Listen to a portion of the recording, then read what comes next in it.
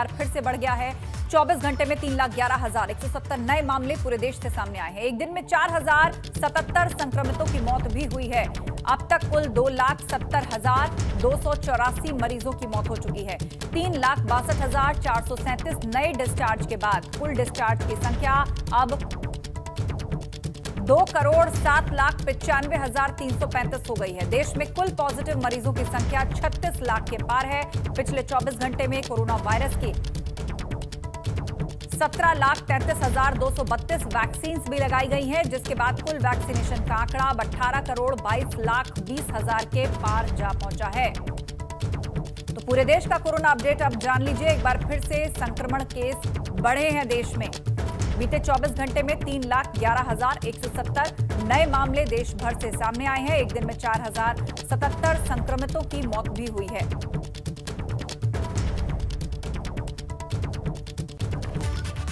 और चलिए कोरोना पर 10 बड़े अपडेट आपको दे देते हैं। देश भर में कोरोना का कहर लगातार जारी है। 24 घंटे में कोरोना के 3,11,170 नए मामले देश भर से सामने आए हैं। कुल पॉजिटिव मामलों की संख्या 2,40,84,000 के पार है। 24 घंटे में कोरोना से 4,077 मरीजों की मौत भी हो चुकी है। कोरोना से अब तक कुल मौतों की संख्या 2,70,284 हो गई है। 24 घंटे में 3,62,000 से ज्यादा लोग इलाज के बाद ठीक होकर घर गए हैं। कुल डिस्चार्ज लोगों की संख्या 2,07,95,000 के पार है। देश में सक्रिय मामलों की संख्या 36,18,000 के पार है। 24 घंटे में 17,33,000 लोगों को वैक्सीन लगाई गई है। 18,22,20,164 लोगों को अब तक वैक्सीनेशन दिया जा चुका है। तो कोरोना पर ये 10 बड़ी अपडेट हम आपको दिखा रहे हैं। दरअसल ये देश भर का डेटा है कि कितने कुल पॉजिटिव केस अब तक सामने आ चुके हैं, एक्टिव केस कितने हैं देश में, कितने लोगों की जान चली गई है बीते 24 घंटे के अंदर और कितना वैक्सीनेशन अभी तक पूरे देश भर में हो चुका है।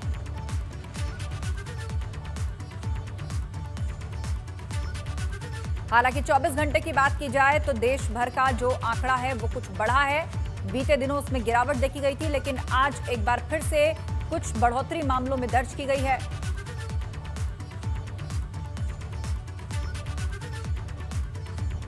कोरोना का कहर देश भर में लगातार जारी है। 24 घंटे में कोरोना के 3,11,170 नए मामले सामने आए हैं। और अब अगली बड़ी खबर, यूपी में रोडवेज कर्मियों से जुड़ी हुई ये अहम खबर है। रोडवेज कर्मियों के परिजनों को अब आर्थिक मदद मिलेगी। 50 लाख की आर्थिक मदद देगी योगी सरकार। जिन चालकों या फिर परिचालकों की कोरोना से जान गई है, उनके परिजनों को 50 लाख परिवहन विभाग देगा। निगम के एमडी ने इसके लिए आदेश जारी किया है। परिवहन निगम के 60 से अधिक कर्मियों की अब तक कोरोना से मौत हो चुकी है। तो बड़ी खबर, यूपी रोडवेज से जुड़े हुए वो कर्मचारी जिनकी कोरोना से जान गई है, उनके परिजनों को 50 लाख का मुआवजा देगी यूपी सरकार। अनुभव हमारे साथ फोन लाइन पर जुड़ गए हैं। अनुभव, क्या ये उन पर भी लागू होगा जिनकी जान अभी तक जा चुकी है? देखिए, बिल्कुल जिस तरीके से कोरोना की, चाहे हम फर्स्ट वेव की बात करें या सेकंड वेव की बात करें, बहुत सारे रोडवेज के जो कर्मचारी हैं उनकी कहीं ना कहीं डेथ हुई है कोरोना के चलते। ऐसे तकरीबन 60 से ज्यादा कर्मचारी हैं और अब जो परिवहन निगम के एमडी है उन्होंने आदेश बाकायदा जारी कर दिया, क्योंकि शासन ने पहले ही कहा था कि अगर कोरोना से डेथ होगी तो 50 लाख रुपए आर्थिक सहायता परिवार को दी जाएगी। और अब लिस्ट तैयार हो रही है पूरे प्रदेश के स्तर पर कि किन किन श्रमिकों की जान गई है और उसके बाद उन परिजनों को 50 लाख रुपए परिवहन निगम की तरफ से दिए जाएंगे। आप बने रहिए हमारे साथ अनुभव, आगे भी खबर पर आपसे चर्चा करेंगे। लेकिन यूपी में रोडवेज कर्मचारियों से जुड़ी हुई ये बड़ी खबर है। परिवहन विभाग की तरफ से उन परिवारजनों को 50 लाख की आर्थिक मदद दी जाएगी जिनके परिवार के सदस्य यूपी रोडवेज में काम करते हैं, चालक या परिचालक जिनकी जान गई है कोरोना की वजह से। एक और बड़ी खबर, यूपी कोविड इमरजेंसी वित्त पोषण योजना को मंजूरी दे दी गई है। यूपी सरकार ने इसको मंजूरी दी है। कोविड से संबंधित मेडिकल सामग्री के निर्माण इकाई के स्थापित करने पर 10 करोड़ की मदद की जाएगी। कैबिनेट ने इस योजना को मंजूरी दी है। पात्र इकाइयों को प्लांट मशीनरी और यंत्रों की स्थापना के लिए कुल व्यय का 25% या अधिकतम 10 करोड़ की वित्तीय सहायता दी जाएगी। तो इस वक्त की बड़ी खबर हम आपको बता दें, यूपी कोविड इमरजेंसी वित्त पोषण योजना को मंजूरी दे दी है कैबिनेट ने। यूपी सरकार ने मंजूरी दे दी है इस योजना को। मेडिकल सामग्री के निर्माण इकाई के स्थापित करने पर मदद दी जाएगी। सरकार 10 करोड़ की मदद देगी। अनुभव हमारे साथ जुड़ गए हैं, हमारे संवाददाता। अनुभव, विस्तार से बताइए, ये किस प्रकार की योजना है? देखिए, एक बड़ा फैसला लिया है यूपी सरकार ने। न केवल जो वित्त पोषण योजना उसको मंजूरी दी है, बल्कि ऑक्सीजन प्रोत्साहन नीति को भी कैबिनेट ने मंजूरी दी है। और जो भी अब इकाई लगाएगा, खासतौर पर अगर हम बात करें कोविड-19 से जुड़ा हुआ, अगर कोई मेडिकल इक्विपमेंट बनाएगा, कोई दवाई बनाएगा, ऑक्सीजन का प्लांट लगाएगा, ये सारी चीजें उस योजना के अंतर्गत आएंगे। और जो उद्यमी होगा उसको जो 10 करोड़ तक या अधिकतम उसका जो टोटल कैपिटल वैल्यू होगी उसका 25% तक की सहायता दी जाएगी, सब्सिडी दी जाएगी। इतना ही नहीं, जो स्टाम्प ड्यूटी है उसमें भी छूट दी जाएगी। तो एक बड़ा फैसला सरकार ने लिया है, क्योंकि जिस तरीके से कोरोना की ये सेकेंड वेव आई और महामारी ने अपना जो खतरनाक रूप दिखाया, उसके बाद ऑक्सीजन की काफी कमी हो गई, दवाइयों की किल्लत हो गई, इक्विपमेंट मिल नहीं रहे थे। इसीलिए ये फैसला सरकार ने लिया है, और खास तौर पर प्रोत्साहित करने के लिए कि लोग आगे आए, उद्यमी आगे आए, इसके लिए निर्माण इकाई लगाएं, जिससे अगर कभी भविष्य में भी इस तरह की महामारी आए या फिर हम थर्ड वेव की बात करें जो कहा जा रहा है कि आएगी, तो दिक्कत ना होने पाए, ना कि उपकरणों की दिक्कत होने पाए, ना ऑक्सीजन की दिक्कत होने पाए, ना दवाइयों की दिक्कत होने पाए। जी हाँ, बिल्कुल, आप नजर बनाए रखिए। जानकारी के लिए शुक्रिया आपका। तो सरकार 10 करोड़ की मदद देगी। ऐसी इकाइयों को यूपी कोविड इमरजेंसी वित्त पोषण योजना को मंजूरी दी गई है। अगली खबर का रुख करते हैं, जो कि कोटद्वार से आ रही है। वन मंत्री हरक सिंह रावत की एक अच्छी पहल देखने को मिली है। कोविड-19 से लड़ने के लिए हरक सिंह रावत भेजेंगे 150 ऑक्सीजन सिलेंडर। पौड़ी और रुद्रप्रयाग दोनों जनपदों के लिए ये ऑक्सीजन सिलेंडर रवाना करेंगे। 150 ऑक्सीजन सिलेंडर से कोटद्वार बेस हॉस्पिटल, पौड़ी चिकित्सालय, श्रीनगर बेस हॉस्पिटल और रुद्रप्रयाग जिला चिकित्सालय के मरीजों को मिलेगा लाभ। आज सुबह 10:30 बजे वन मंत्री डिफेंस कॉलोनी से ये 150 ऑक्सीजन सिलेंडर भेजने वाले हैं रुद्रप्रयाग और पौड़ी जनपद के लिए। दोनों जनपद के कई अस्पतालों को इससे फायदा होगा। वन मंत्री हरक सिंह रावत की ये पहल देखने को मिली है, जहां पर वो ऑक्सीजन सिलेंडर भेज रहे हैं। 150 ऑक्सीजन सिलेंडर रुद्रप्रयाग और पौड़ी के लिए। आपको बता दें, उत्तराखंड में कोरोना के मामलों में अचानक तेजी आई है। मरने वालों का आंकड़ा बढ़ता जा रहा है। पहाड़ों पर विशेष तौर पर परेशानी हो रही है। गिरीश तिवारी हमारे साथ जुड़ गए हैं। गिरीश, बताइएगा, 150 ऑक्सीजन सिलेंडर रुद्रप्रयाग और पौड़ी, किस तरह का फायदा होगा यहाँ पर? जी मैडम, आपको मैं बता दूं, जिस तरीके से पहाड़ों में ऑक्सीजन की कमी है उसी को लेकर वन मंत्री डॉक्टर हरक सिंह रावत, मैं आपको बता दूं, वन मंत्री हरक सिंह रावत जो है पौड़ी और 2 जिलों के यहाँ पे कोविड प्रभारी भी हैं। इस वजह से उन्होंने आज जो है वो देहरादून से 150 सिलेंडर जो है यहाँ के लिए रवाना करने वाले हैं, बस थोड़ी ही देर में। और उससे मैं सोचता हूँ, वैसे कोटद्वार में मैं बताऊँ, कोटद्वार में तो क्योंकि ऑक्सीजन प्लांट लग चुका है, लेकिन पहाड़ी क्षेत्र जैसे हमारे हैं, चाहे हम रुद्रप्रयाग की बात करें, चाहे फिर नदी की बात करें, वहाँ पर क्योंकि अभी ऑक्सीजन प्लांट किसी तरीके के वहाँ पर नहीं है, तो जैसे वहाँ पर सिलेंडर पहुंचेंगे, जिस तरह के कोविड पेशेंट वहां पर हैं, तो उनको काफी राहत मिलेगी। उन्हें जो है ऑक्सीजन के लिए परेशान जो हो रहे हैं, परेशानी से उनको निजात मिल पाएगी।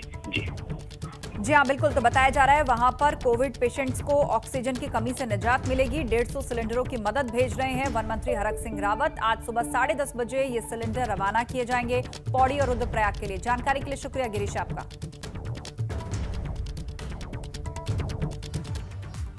आगे बढ़ते हैं, अगली खबर हमीरपुर से। दबंगों ने पेट्रोल पर मारपीट की है। दबंगों ने पेट्रोल पंप मालिक को जमकर पीटा है और इस विवाद में बीच बचाव करने मालिक आए थे और उन पर भी दबंगों ने कहर बरपाया। 2 गुटों में गाली गलौज से ये विवाद शुरू हुआ और फिर दबंगों ने पेट्रोल पंप मालिक को लात घूंसों से पीटा।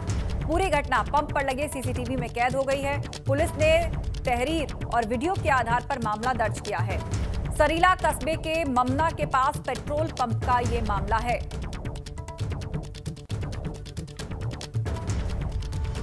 तो ये सीसीटीवी फुटेज हम आपको दिखा रहे हैं। दोनों पक्षों में बहस हुई। बताया जा रहा है मामला गाली गलौज से शुरू हुआ। उसके बाद पेट्रोल पंप मालिक की बुरी तरह से पिटाई कर दी इन दबंगों ने। घेर के लात घूंसों से उसे पीटा है। ये देखिए, पेट्रोल पंप का ही ये सीसीटीवी कैमरा है जिसमें ये घटना कैद हुई है। किस तरह सभी लोगों ने मिलकर यहां पेट्रोल पंप मालिक को घेरा है और उसके बाद उसकी पिटाई शुरू कर दी। बताया जा रहा है बुरी तरह से मारा पीटा गया है पेट्रोल पंप मालिक को।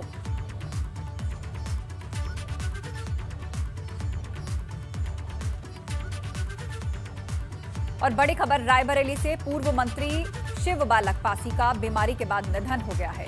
सलोन विधानसभा से 5 बार विधायक रह चुके हैं शिव बालक। सलोन विधानसभा क्षेत्र के नसीराबाद के रहने वाले थे शिव बालक पासी। तो कोरोना के चलते उनका निधन हो गया है। रायबरेली पूर्व मंत्री शिव बालक पासी का बीमारी से निधन हो गया। सलोन विधानसभा से 5 बार वो विधायक रह चुके हैं। नसीराबाद के रहने वाले थे शिव बालक पासी, जिनका बीमारी के कारण निधन हो गया है। रायबरेली से ये बड़ी खबर आ रही है। पूर्व मंत्री शिव बालक पासी, बीमारी के कारण उनका निधन हो गया। वो विधानसभा क्षेत्र के नसीराबाद के रहने वाले थे।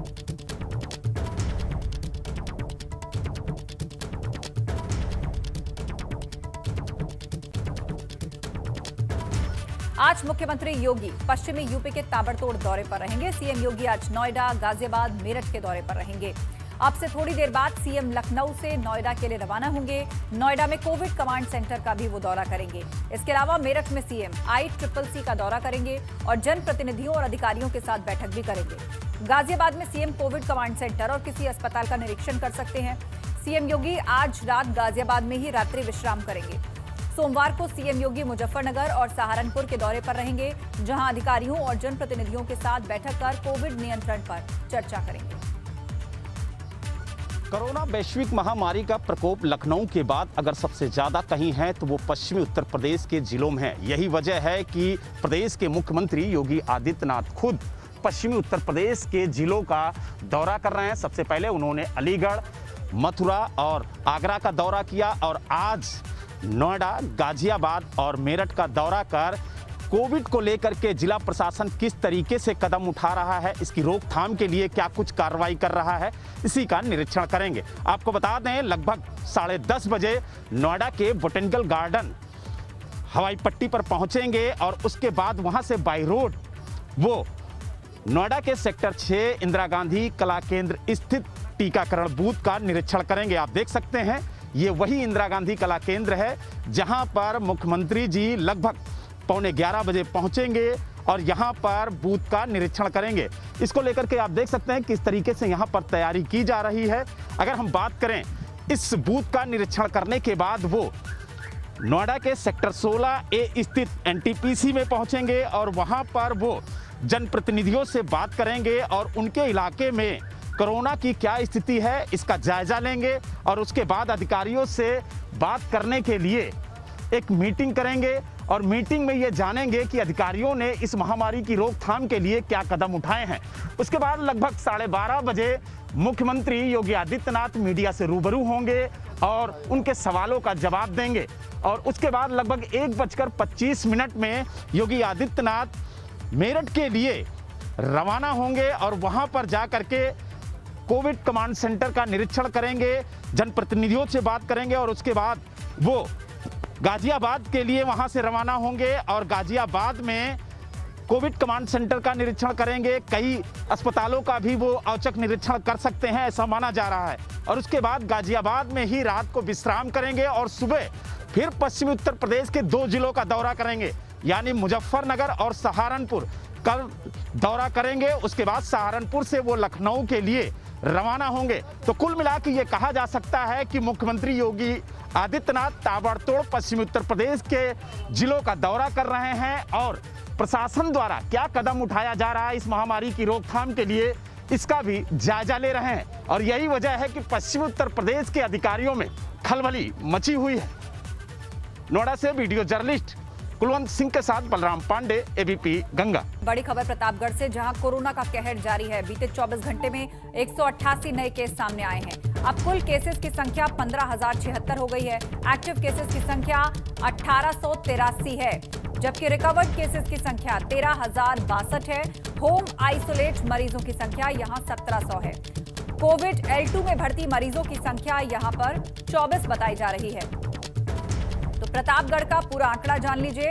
यहां जिले में ताजा स्थिति क्या है। एक्टिव केसेस की संख्या 1883 हो गई है।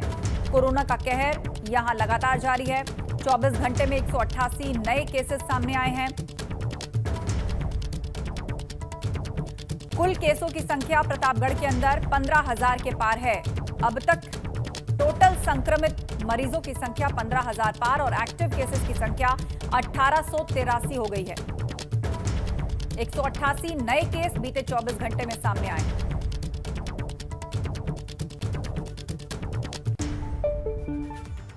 उधर हरदोई में दो पक्षों में रास्ते के निकास को लेकर विवाद हो गया और इस विवाद के दौरान दोनों पक्षों के बीच में जमकर फायरिंग हुई।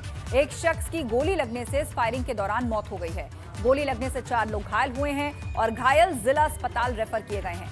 पाली थाना क्षेत्र के दौलतियापुर गांव की ये घटना है।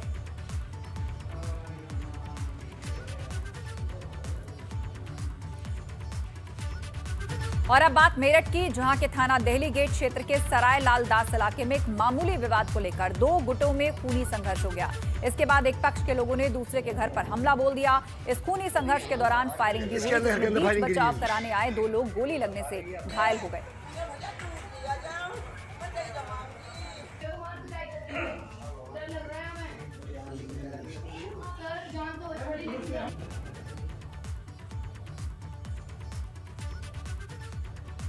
और अब बात आगरा की, जहां की थाना हरि पर्वत पुलिस और बदमाशों के बीच मुठभेड़ हुई है, जिसमें एक बदमाश गोली लगने से घायल हुआ, जबकि एक बदमाश मौके से फरार हो गया। वहीं पुलिस ने बदमाश के कब्जे से एक मोटरसाइकिल और तमंचा बरामद किया है। एसपी सिटी ने बताया कि पकड़ा गया बदमाश 25,000 का इनामी है।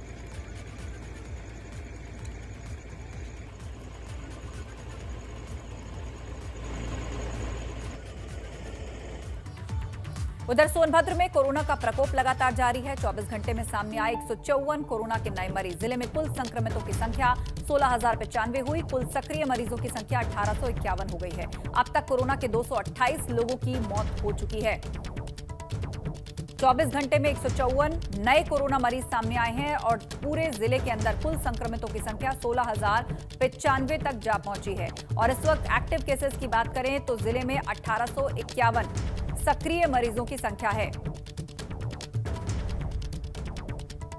अब तक कोरोना से 228 लोगों की यहां पर मौत भी हो चुकी है।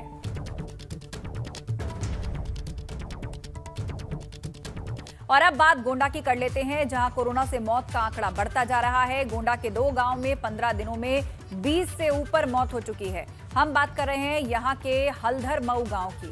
यहां कुछ पॉजिटिव और कुछ संभावित मिलाकर 15 से 16 लोगों की मौत हुई है।